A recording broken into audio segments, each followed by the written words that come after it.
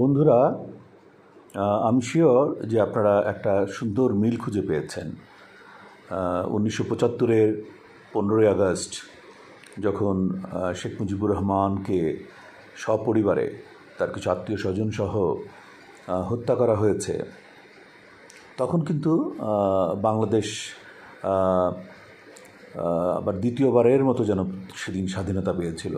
এরকম আনন্দ, উচ্ছলতা, উচ্ছ্বাস প্রকাশ পেয়েছিল সারা বাংলাদেশে। এত আনন্দ যারা দেখেনি তারা তো বুঝতে পারবে না, আর আমরা যারা দেখেছি আমরাও এটা বর্ণনা করতে পারবো না।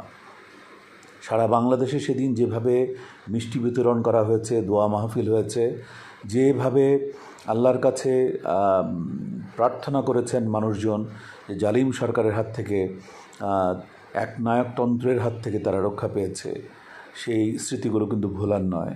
আমি শিওর যারা সেই সময় একটু বড় ছিল তারা সবাই মনে করতে পারবেন। এই বিষয়টি নিয়ে পরবর্তী সময়ে আমাদের প্রাক্তন প্রধানমন্ত্রী শেখ হাসিনা অত্যন্ত আক্ষেপ করে বলেছিলেন যে 75-এর 15ই আগস্ট এত বড় একটা ঘটনা ঘটে গেল, অথচ কেউ প্রতিবাদের জন্য দাঁড়ালো না, একটা মানুষও তার পাশে ছিল না। তো এটাই তো স্বাভাবিক, স্বৈরশাসকের পাশে তো কেউ থাকে না। যেমন এখন আপনি কি দেখতে পাচ্ছেন না যে আপনার পাশে কেউ নাই? পুরো দেশ আপনাকে ত্যায্য করেছে, পুরো দেশ আপনাদেরকে ডিভোর্স দিয়েছে। আজ 15ই আগস্ট, সারা বাংলাদেশের চিত্র চেয়ে দেখেন, সারা বাংলাদেশের দিকে আপনারা চেয়ে দেখেন। যারা আওয়ামী লীগ করে তো তারা মনের মধ্যেই এটা পুষে রেখেছে, কিন্তু তার প্রকাশ নাই। যেই নেতা নেত্রীর কথা চিন্তা করলে তারা ঘুম হারাম হয়ে যেত, তারা কখন পায়ের মধ্যে লুটিয়ে পড়বে সে কথা ভাবত, কখন তাদের স্তুতি বন্দনা গাইবে করবে সেজন্য ব্যাকুল হয়ে থাকত। আজ তারা কোথায়? সেই গোপালগঞ্জে দেখা গেল 200-300 বঙ্গবন্ধুর ভক্ত ওরা একত্রিত হয়েছিল, যেখানে লক্ষ লক্ষ লোক প্রতি বছর যায় লোক দেখানো, সেটা এবার একেবারেই নাই। 32 নম্বর ঢাকার ধানমন্ডির 32 নম্বর সড়কে বঙ্গবন্ধু মিউজিয়াম, লক্ষ জনতার ভিড়।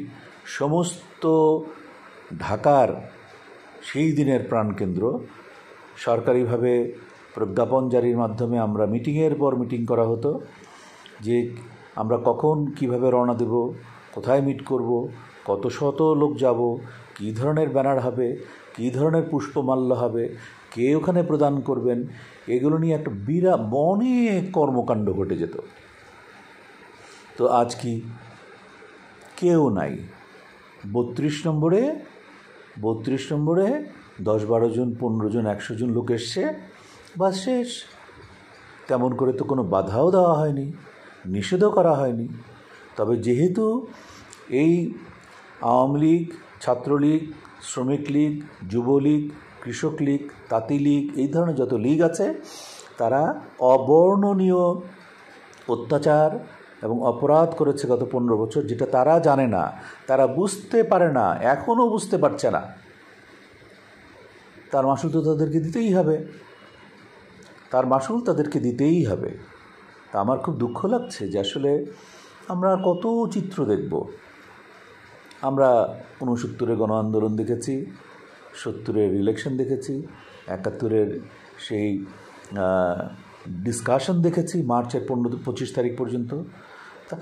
তারপরে আমরা সেই স্বাধীনতা যুদ্ধ দেখেছি, আমরা বিজয় দেখেছি, 75 দেখেছি, আমরা 90 দেখেছি, কত আর দেখব, কত পট পরিবর্তন। এখন আবার 24 দেখলাম। মাঝখানে বিগত 15 বছর বিনা নির্বাচনেও যে একটা সরকার হয়ে যেতে পারে সেটাও আমরা দেখেছি।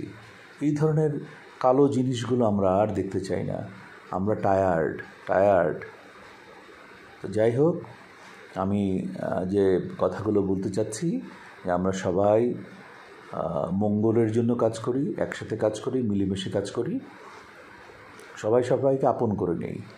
একটু মনের মধ্যে যে ক্লেশ আছে, দুঃখ বেদনা যাতনা, যা কিছু আছে সব কিছু আমরা ভুলে যেয়ে আমরা কিছুটা সহনশীল হয়ে যাই, একজন আরেকজনকে গ্রহণ করে নিই, তাহলে আমার মনে হয় পুরো জাতি একসাথে থেকে আমরা আমরা এগিয়ে যেতে পারবো। তো আজ এতটুকুই। তোমরা সবাই ভালো থাকো, সুস্থ থাকো। আল্লাহ হাফিজ।